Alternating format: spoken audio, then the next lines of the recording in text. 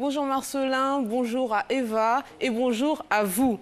Hier, on célébrait la journée mondiale de la liberté de la presse et ce matin, c'est un sujet que l'on retrouve en couverture de presque l'ensemble de la presse nationale, exception faite pour Fraternité Matin qui, comme chaque jeudi, revient sur le Conseil des ministres de la veille. Et donc, on apprend que l'État débloquera 29 milliards de francs CFA pour 8 localités. Et en haut de page, on peut y lire que le président Ouattara est cité en exemple dans le quotidien français Le Monde.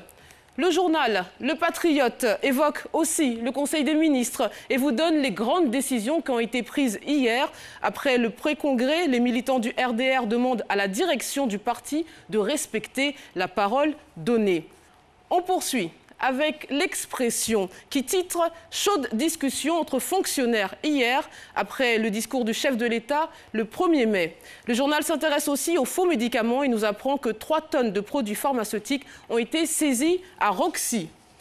L'intelligent d'Abidjan s'intéresse aux fonciers et propose une interview d'un promoteur immobilier et titre « Logements sociaux, agrobusiness, voici toute la vérité ». On parle de 2020 à la une de l'Inter qui titre « Bédier envoie un message à Ouattara » et juste en dessous, Tikenja Fakoly se déchaîne et dévoile sa stratégie contre les 3e mandats. Les mots et la photo de Tikenja Fakoly s'affichent aussi en une de Soir Info. Et vous allez voir ce qu'il dit « Si Ouattara veut faire un 3e mandat, je m'y opposerai ». Toute autre information sur l'insécurité, on apprend qu'un gang de violeurs a été arrêté et un marabout était leur complice. Je vous propose maintenant de découvrir la une du quotidien Aujourd'hui qui s'interroge. Les leaders syndicaux ont-ils trahi la base? Point d'interrogation.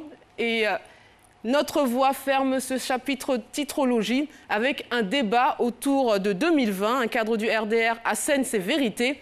L'autre information concerne la liberté de la presse. Les journalistes unis contre le nouveau projet de loi. Ça sera la principale information que je développerai lors de la revue de presse, juste après le journal. À tout à l'heure.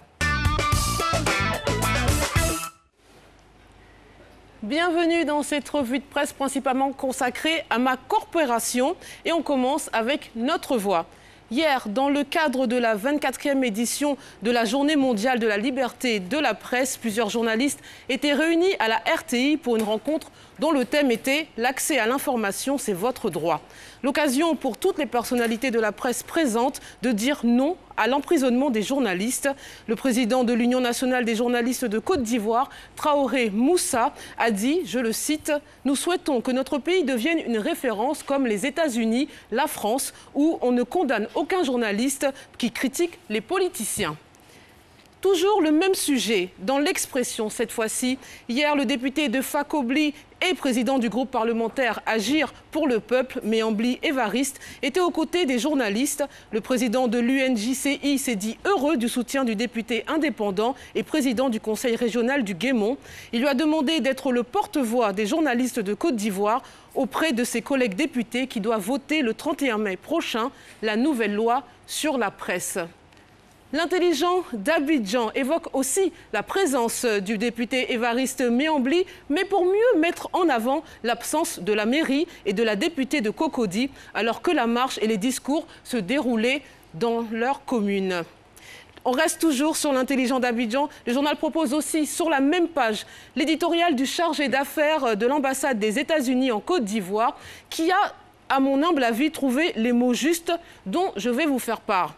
Aujourd'hui, c'est un jour où nous réaffirmons le rôle essentiel que joue une presse libre dans la démocratie et la manière dont elle peut faire la lumière sur l'injustice, créer de l'espoir et aider à informer les citoyens de par le monde. Partout, les journalistes donnent aux citoyens la chance de connaître la vérité sur nos pays, nous-mêmes, nos gouvernements. Cela nous apporte quelque chose de mieux, cela nous rend plus forts, cela donne la parole aux sans-voix et rend les dirigeants responsables. Allez, on part ailleurs dans le monde.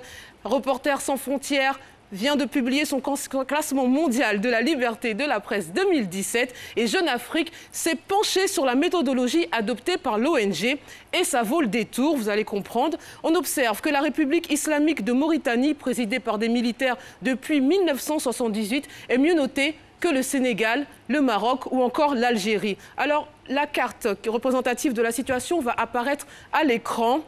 L'article nous apprend qu'à l'origine du classement se trouve un questionnaire de 16 pages adressé chaque année à divers experts, des journalistes, des juristes ou universitaires sélectionnés par l'ONG. Et ces experts indiquent leur perception des principaux enjeux en matière de liberté de la presse. L'un d'entre eux nous dit même qu'il ne s'agit pas de mesurer la qualité de l'air, mais quelque chose de plus diffus. Il y a donc une dimension subjective, admet-il. On change de sujet avec Courrier International. C'est aujourd'hui que plus de 23 millions d'Algériens vont choisir leurs députés à un moment où le pays fait face à des défis économiques sans précédent. Mais les candidats peinent à mobiliser les électeurs. 462 sièges sont à pourvoir dans une assemblée dominée depuis 2002 par la même majorité et marquée par les 4 mandats du président Abdelaziz Bouteflika. Le mois dernier, le gouvernement a dévoilé un ambitieux projet de réformes économiques, mais une question se pose, ces réformes seront-elles mises en œuvre? S'inquiète le journal TSA Algérie. L'autre enjeu, c'est l'abstention. Pourquoi les Algériens s'abstiennent? Qu'est-ce qui les fait fuir les urnes? S'interroge le journal El Watan. Beaucoup d'analystes politiques l'affirment, la fraude en est le facteur déterminant.